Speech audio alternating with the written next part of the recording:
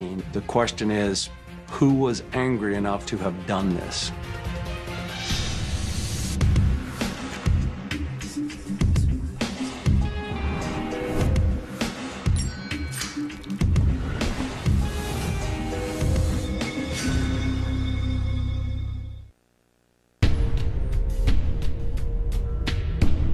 August 8, 1996. It's a serene morning in the upscale Atlanta suburb of Roswell, Georgia. But that tranquility is shattered when police receive a desperate 911 call. On the line is Jackie Herndon. Emergency, somebody done killed my baby.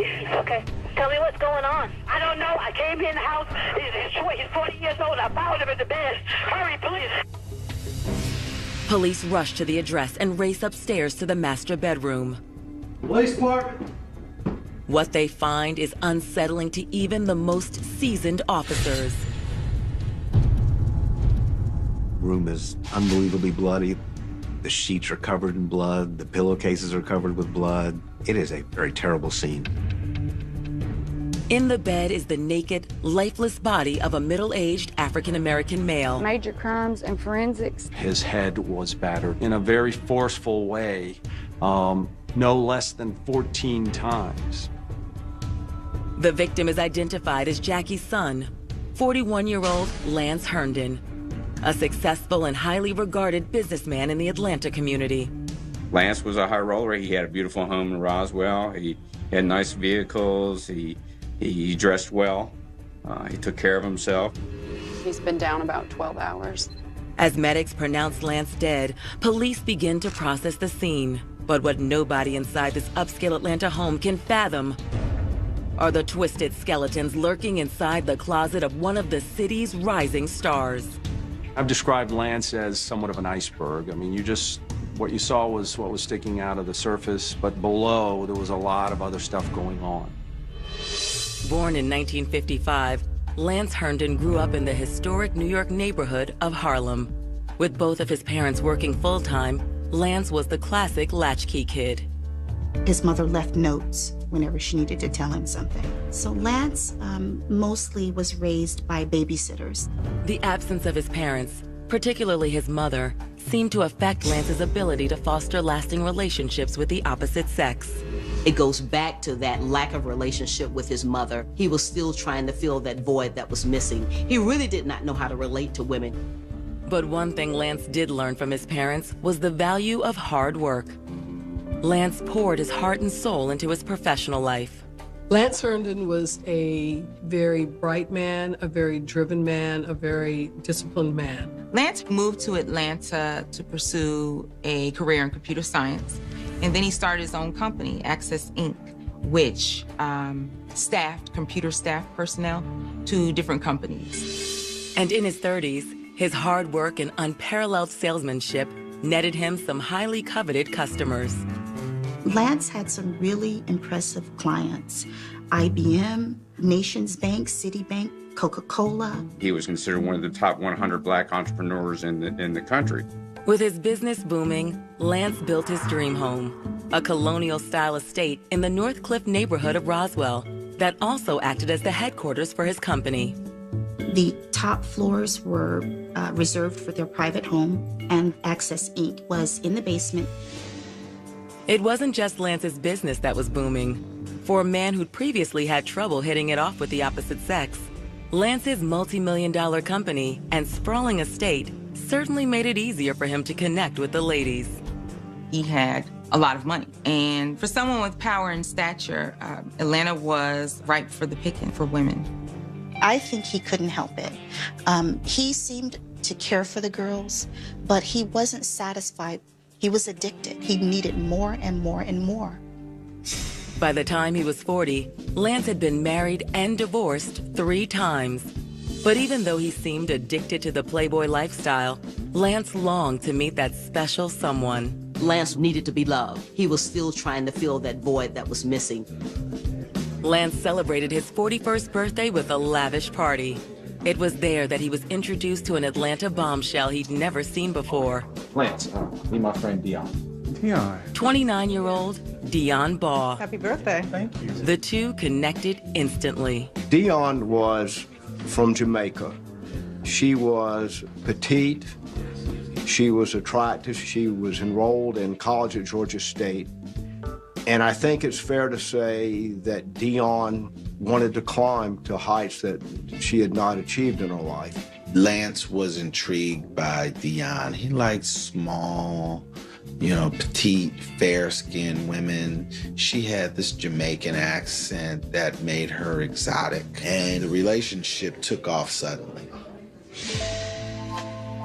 The Jamaican beauty and the Peachtree City power player soon became inseparable, though most of the couple's time together was spent in the bedroom. He met his match with Dion. He told people that she satisfied him in a way that no one else satisfied him. I love her gift. In exchange for nurturing him both sexually and emotionally, Lance showered Dion with lavish trips and luxurious gifts. Oh my God, baby. And even helped pay for her schooling. Anything Dion desired was hers for the asking. He started to buy her jewelry and expensive gifts and bought her a brand new Mercedes. She really thought, I've made it. I have struck it rich. I love him. He loves me. I'm going to marry him. But just as Dion and Lance seemed ready to tie the knot, their relationship was cut short in brutal fashion. It starts when Lance's mother reports finding his body in his palatial master bedroom early on the morning of August 8, 1996. She has found her son dead, naked, in bed, bludgeoned to death. But as police begin to dissect the scene, they'll soon discover that Lance Herndon's life of luxury did more than allow him to land the woman of his dreams. It also allowed him to indulge other dark fantasies that may have led to murder. He was such a well-respected businessman. Nobody really would have guessed that he had this kind of seedy sex life behind the scenes.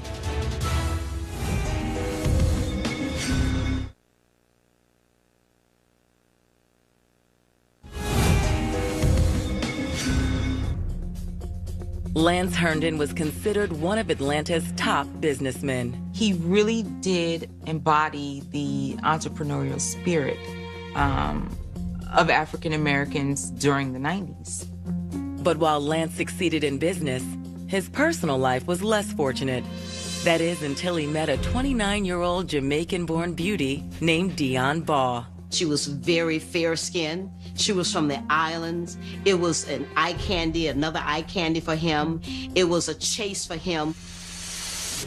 But Lance and Dion's red-hot romance was snuffed out when Lance's mother discovered her son's dead body in the master suite of his sprawling suburban mansion. There is blood all over the bedroom, and Lance Herndon has been bludgeoned to death. His skull had been smashed multiple times. He'd been beaten brutally. Judging from the state of rigor mortis, it appears Lance had been dead 5 to 7 hours. But as they survey the scene inside the opulent master bedroom, investigators can't help but wonder if someone targeted the dashing businessman for his money. Lance Herndon had become a very powerful man. He was very successful. He was making money, and people recognized him. But an initial search of Lance's residence suggests otherwise. Nothing of value is missing. His wallet is on the table. Money's still in it. His IDs are still there. Everything of value is still in place. But in Lance's office, investigators determined there is one item of value missing. That might be a laptop. Check that bag. They noticed his laptop wasn't there. Lance was a shrewd businessman in the dog-eat-dog world of technology.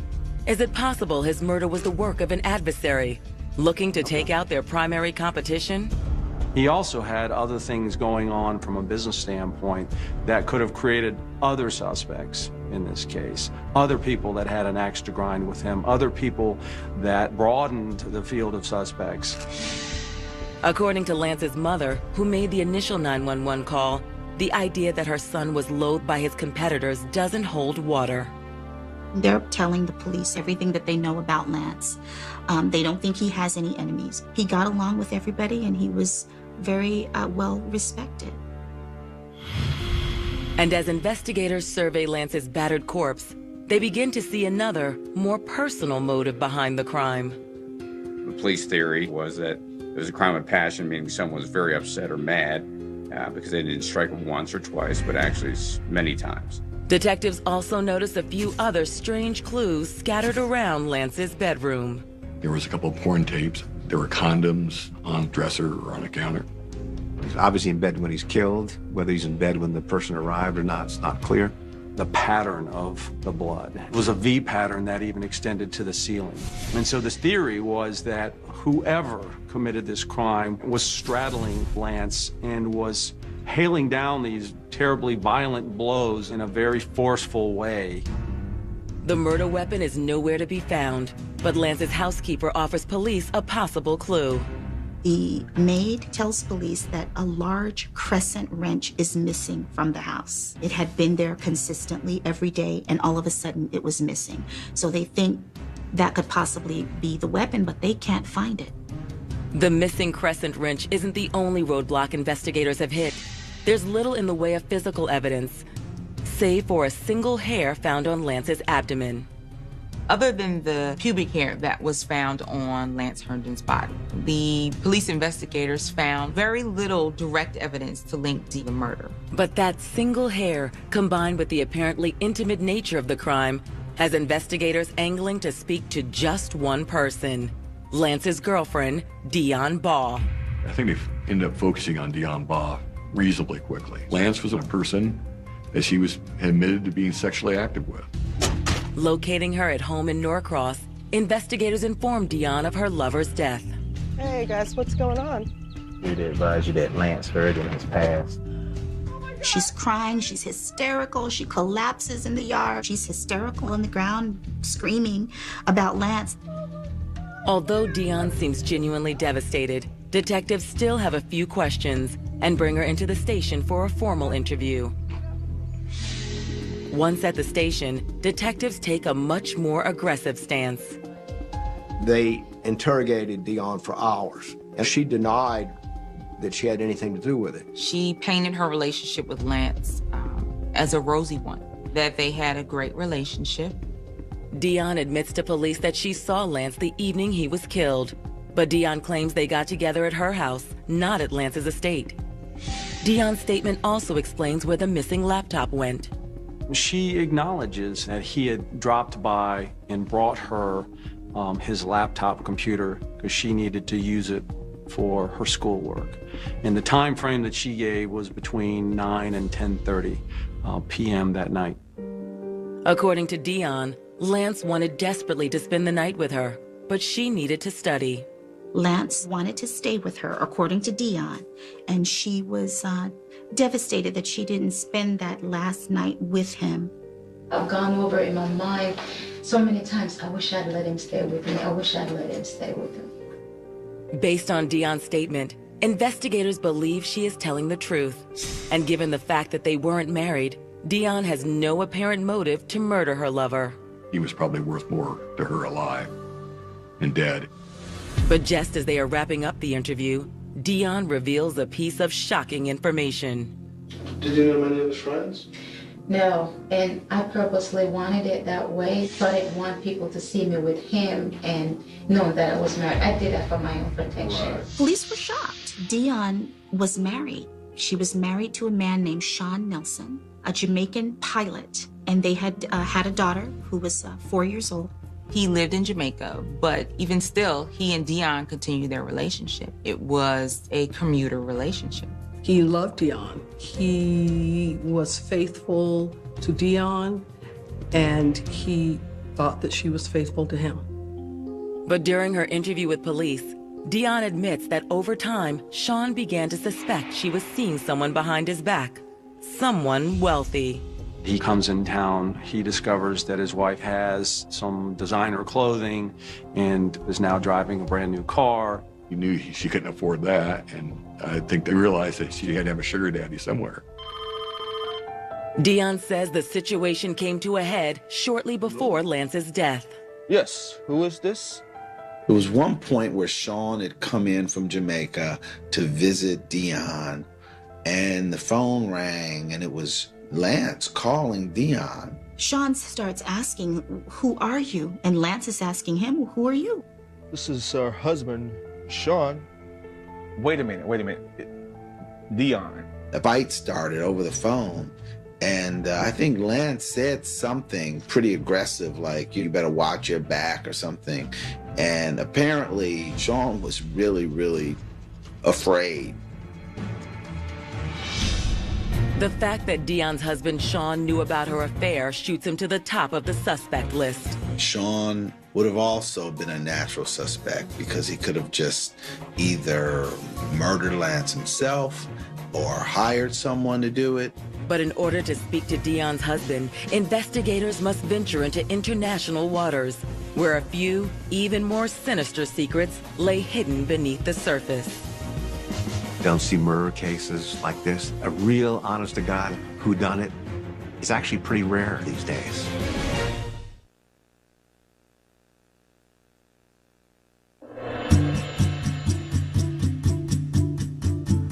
In the posh suburbs of Atlanta, millionaire businessman Lance Herndon and his Jamaican lover Dion Baugh shared a life few could imagine. He wanted to just open up Atlanta to her, so he took her out. He spent a lot of money, and he courted her, and she responded to that. But when Lance is found brutally murdered in his own bedroom, investigators question Dion and learn the couple's relationship wasn't everything it appeared to be. Dion was actually married. She had a husband named Sean who lived in Jamaica with their 4-year-old daughter. This is Sean. Not only that, but according to Dion, shortly before the murder, Lance and her husband had a heated exchange. Don't ever call my house again. Maybe I won't call. Maybe I'll just come over there. How about that? Don't ever call my house again. Within this conversation, between the screaming and yelling, threats were made. Dion also informs police that Sean was actually in town the day of the murder. Sean had been in Atlanta visiting Dion just before the murder. How ironic that he left for Jamaica the evening Lance was killed.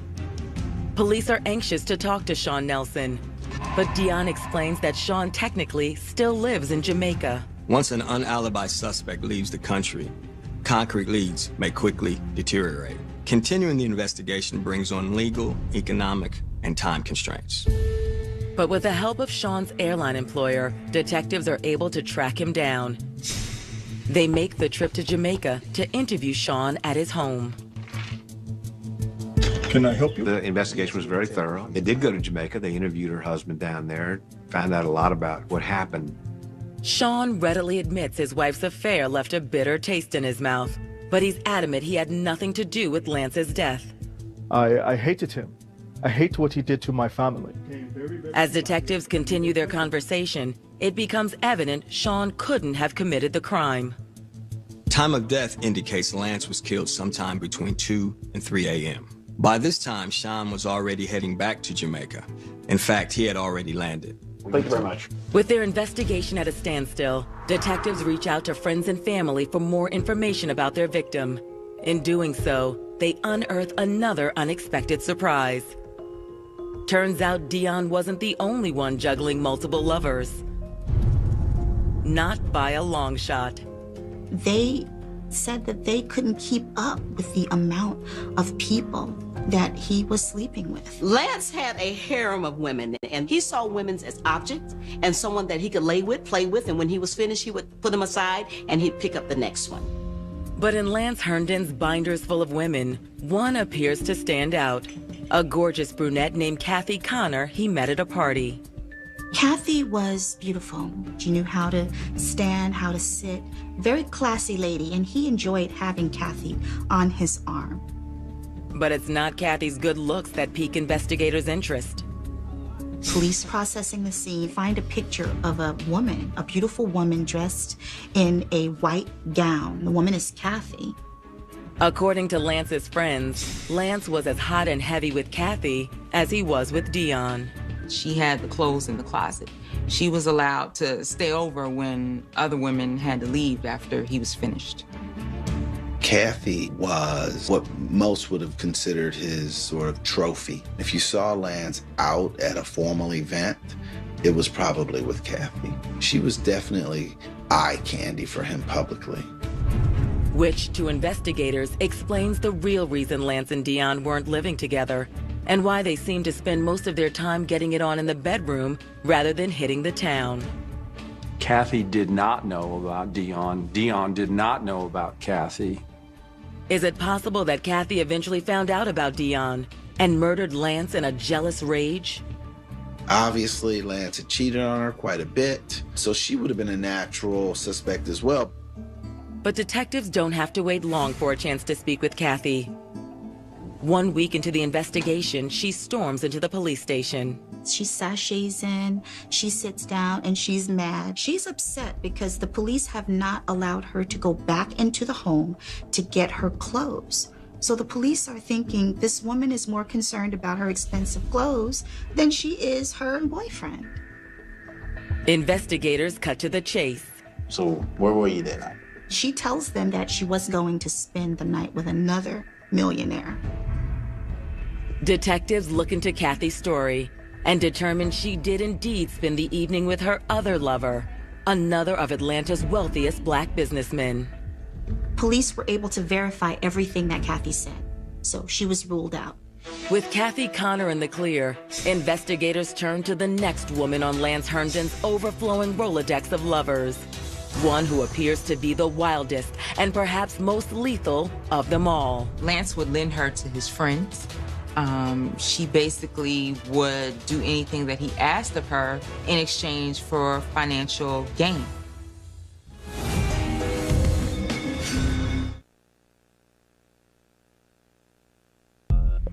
In a suburb of Atlanta, Georgia, detectives are on the hunt for the killer of wealthy businessman Lance Herndon. And after running down a pair of rival girlfriends and one jealous husband, they're now focusing on the millionaire playboy's vast portfolio of lovers.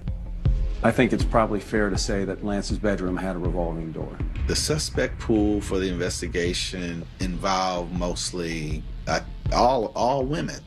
But in speaking to Lance's friends and family, there's one name in that pool that keeps popping up. Lance's part-time assistant, Lacey Brown. It was reputed that they had a romantic or sexual relationship that was ongoing for quite some time. Investigators ask Lacey to come by the station for an interview. Lacey agrees, but when she arrives, she's not alone. Lacey knew that her story might be questioned, so she showed up. She had an attorney. Obviously, as her counsel, we're going to reserve the right to stop this interrogation or interview at any point in time. Some people may look at the fact that Lacey showed up to the interrogation with a lawyer as partly guilt. First initial question is, what kind of relation did you have with him? It was sexual as well, just purely sexual. Okay, and when's the last time you seen him? Actually, the night that he was murdered. Lacey tells the police that she was with Lance on the night of the murder. He was sleeping with Lacey. She could have killed Lance. But Lacey insists she's innocent of any crime. She says she left Lance's house around 10 p.m. on the night in question, with Lance very much alive at the time. Lacey also claims she spoke with Lance again via phone shortly after she arrived home. They chatted for just a bit, and when she hung up, around 10:30 or 11 or so, that was the last time she spoke with him. Investigators are puzzled. Lacey Brown's alibi places her with Lance Herndon at the exact same time another potential suspect claimed to be with Lance, Dion Baugh. Dion said he had dropped by and brought her his laptop computer because she needed to use it for her schoolwork. And the time frame that she gave was between 9 and 10:30 p.m. that night. Not only does Lacey's alibi conflict with Dion Baugh's, but Lacey also claims that Lance was still using his laptop when she left that night, which further contradicts Dion's story that Lance dropped the laptop off with her around 10 p.m. Lacey and Dion both say that they were with Lance at the same time. Obviously, that's not possible. Somebody is lying. Investigators decide the best way to figure out who's telling the truth is to take a closer look at both women. In doing so, they uncover a startling report detailing an incident that occurred at Lance Herndon's estate just 1 month prior to his death. An incident involving Dion Baugh and another of Lance's lovers, Kathy Connor. Dion had been calling Lance throughout the day, and he was not responding to her calls. And so at some point, she decided just to show up at his house. And unfortunately, they both got a big surprise. When she got there, she looked in the window and she saw Lance and Kathy inside the home. What are you doing? Kathy knows nothing about Dion. She has no idea who this woman is. And Dion doesn't know who Kathy is. She thinks she's the only one. Open the door, I need to talk to you! No! Please! No! Lance has found himself in a predicament here that he had created all by himself. Well, he couldn't tell Kathy who Dion was, and so he had to play this off as some kind of stalker or intruder, and as a result, he called the police. Hey, there's somebody knocking at my door, and there might be like an ex-girlfriend or whatever. That's giving me some problems. Okay, send somebody out there and have them leave the premises, okay? They arrested her. They took her away. And I believe that Dion was charged with trespassing and resisting arrest. But the following morning, perhaps out of guilt, Lance bailed Dion out of jail. He told Dion that he was going to go to court on her behalf and that he was going to try and get her exonerated of the charges. They had some trust issues after that moment. They continued to see one another, but I think Lance was walking on eggshells with her, and I think that she no longer trusted Lance. With so many conflicting stories and a laundry list of jilted lovers, detectives turn their attention to the sole piece of forensic evidence at their disposal: the pubic hair recovered from Lance Herndon's body. Because Lance was sleeping with several women, the investigators took DNA samples from 3 of the women that Lance had been with: Lacey, Dion, and Kathy. It was obvious that some DNA would be found on his body. The question was, whose DNA would it be?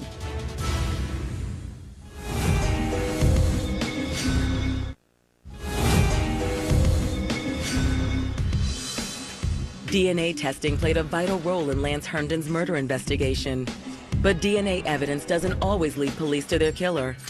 The Georgia Bureau of Investigation's vault currently houses nearly 20,000 DNA samples, some that date back as far as 1985.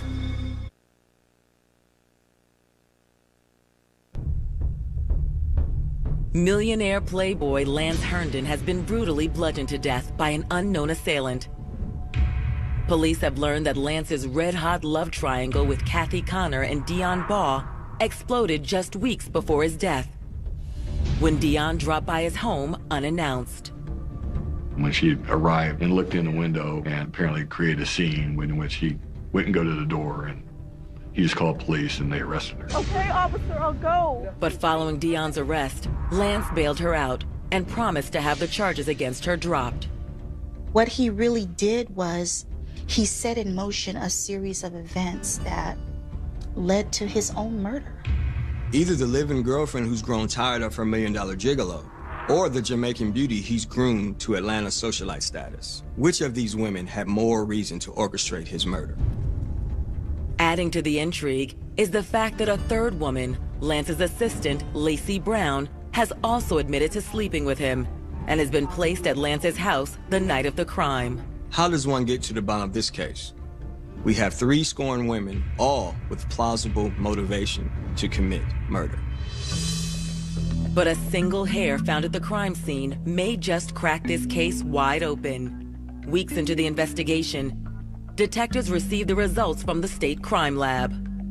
The DNA test actually came back that it was a match to Dion Baugh. With this confirmation, police are confident Dion is the killer. Later that day, Dion Baugh is charged with the murder of her lover, Lance Herndon. News of the arrest and of the victim's posh address make waves all over the city of Atlanta. A lot of people were very fascinated by who the victim was, what kind of lifestyle he had. That generated a lot of interest. That interest reaches a crescendo at Dion's trial. An African-American millionaire playboy murdered. This case impacted both the have and have-nots in the city. Everyone wanted to know how this case would play out. Prosecutors opened by laying out Dion's alleged motive. After catching Lance with Kathy Connor, Dion feared Lance was planning to put an end to both the relationship and with it, Dion's lavish lifestyle. The prosecutor theory was he was basically going to dump her, take his car back, take everything back. Prosecutors claim Dion also feared Lance was going to renege on his promise to have the trespassing charges against her dropped. Lance always had his day scheduled on his computer. When Dion looked on the computer and didn't see her court date on his calendar, she went into a rage. That was the ultimate rejection. Prosecutors claim that in order to carry out the crime, Dion plied Lance with the one thing he could never say no to. Dion, what are you doing here? Sex. I know you miss me. The way the state contended the murder occurred was that Dion had sex with Lance. Lance went to sleep.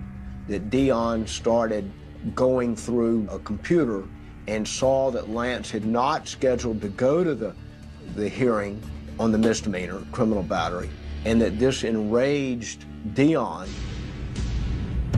She straddled him in his bed as he slept, and she bludgeoned him to death at a minimum of 12 times.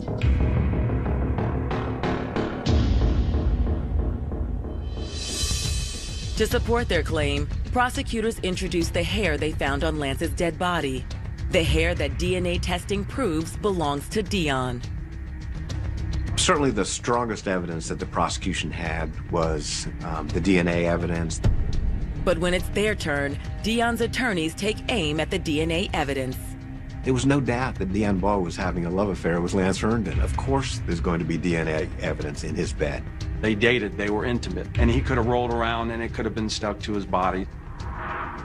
The prosecution counters by submitting the report from the incident that took place 1 month prior to the murder, which they say clearly paints Dion as a vindictive and potentially violent person. Dion's arrest at Lance's home made her appear very angry. So angry that she was attempting to force her way inside his home. This displayed anger showed her ability to act out violently. In addition to the incident report, prosecutors call one of the case's lead investigators to the stand, who recounts a slew of unflattering stories about Dion. Many of them relate to him by her and Lance's friends and family.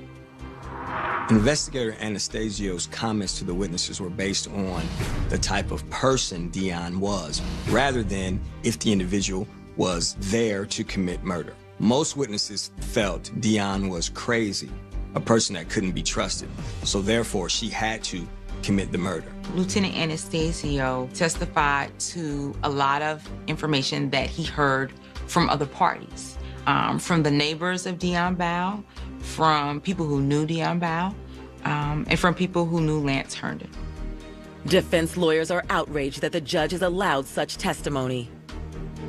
It was blatantly hearsay, it was bolstering, it was a violation of the evidentiary rules. If the prosecution wanted to introduce the evidence of those people, he should call those witnesses to the stand. But the judge allows the detectives' words to stand. With their backs against the ropes, the defense tries to chip away at Dion's alleged motive. Criminal trespass, which is only a misdemeanor, is a small crime. It didn't make sense that that would lead Dion to kill Lance because he'd reneged on a misdemeanor agreement. As for the jealousy motive, the defense argues that given Lance's voracious sexual appetite, the line of women who might want to exact some sort of revenge against him is long. There are all these women who've been jilted over the years, and he's got so many women bouncing back and forth every night. There were lots of people who had the ability to actually have been the perpetrator in the case. After tackling the motive, the defense hammers away at the lack of physical evidence connecting Dion to the crime.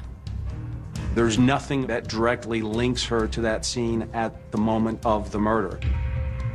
Nor is there a murder weapon implicating Dion. They didn't find it. I believe, in fact, that they attempted to dig up the backyard of her home and went back there and went to her home, never found anything. The defense's case is so solid, the seeds of doubt so strong, it seems a guilty verdict is all but impossible. Just the fact that Dion's hair was found on Lance was not going to be sufficient to convince a jury that she was guilty. It wasn't enough evidence. Which makes the legal thunderbolt that strikes next all the more shocking. I've tried a lot of murder cases in the last 32 years. This is unusual. It's not the normal way in which a trial ends. The case was certainly shocking. We were shocked by the jury.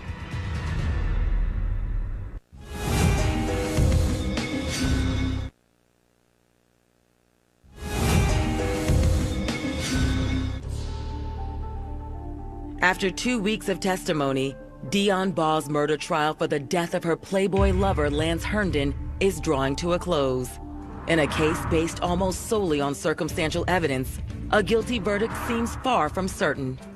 The defense had a strong argument for reasonable doubt. No murder weapon, no one actually putting Dion in Lance's home the evening he was killed. Dion's fate now rests in the hands of the jury. After only a couple of hours of deliberation, they announce they've reached a verdict. They find Dion Ball guilty of murder. She was convicted of murder, and in Georgia, that's an automatic life sentence. It was a compliment to the prosecutor because all they had tying Dion Ball to the crime was a hair and some DNA on a person that she had admitted to being sexually active with. Dion was very cool during the entire trial, but when the verdict was handed down, she wept. Outraged over what he feels was inadmissible testimony on the part of Detective Anastasio, defense attorney Don Samuel appeals the verdict. It's not proper to call a policeman to the stand and have him simply repeat what witnesses told him. That's hearsay. With Dion locked up in prison, the appeal eventually makes its way to the Georgia Supreme Court. It took well over a year for the Supreme Court to decide the case. She was very hopeful of getting a new trial, insisted on her innocence throughout. On July 10th, 2003, 2 years after her sentencing, the Georgia Supreme Court announces their decision. The jury's original verdict is overturned. And the Supreme Court agreed with the defense. And so they sent the case back for retrial. As in the first trial, Dion's defense team attacks the lack of physical evidence. But this time, they also launch a full-on assault on Lance Herndon's character. During the second trial, the defense was able to puncture Lance's character even more and create a broader landscape of enemies that he may have had. Usually it is the advantage of the defense to have a second trial because you've learned all the state's secrets by then. Still, everyone in the jury believes Dion to be guilty, except for one. There was one juror who just couldn't find it in their heart to find her guilty. And that's all it takes. All it takes is one hung juror, and you're not acquitted, but you're also not convicted. So the trial ends, and everybody goes home. You start over again. The prospect of a third trial takes its toll on everyone, including Lance Herndon's family. They were tired of hearing Lance Herndon being kind of dragged through the mud. So the prosecutors said, let's see if we can reach a settlement that everybody can live with. And that's what happened. Dion was floated an offer by the state of voluntary manslaughter with a sentence of 10 years in prison. Having served 2 years while her case was on appeal, Dion takes the deal. She decided to cut her losses. In one case she was convicted, another time she had a mistrial. And she didn't want to roll the dice one more time and took the 10 years. In July of 2011, after completing her sentence, Dion Ball walks out of jail a free woman. But questions about her guilt or innocence linger to this day. I wouldn't stake my life on the fact that Dion was the killer in this case. There was just too many question marks. And while the truth of what really happened that fateful night in Lance Herndon's opulent master suite remains a mystery, one thing is for certain. Playing fast and loose with the hearts of so many comes at a price not even the wealthiest among us can afford to pay. He loved being with women. He loved giving gifts. He loved spending the night with them. I don't think he was mean. I don't think he was cruel. So he doesn't deserve what happened. But his lifestyle causes, unfortunately, a lot of unhappiness in other people.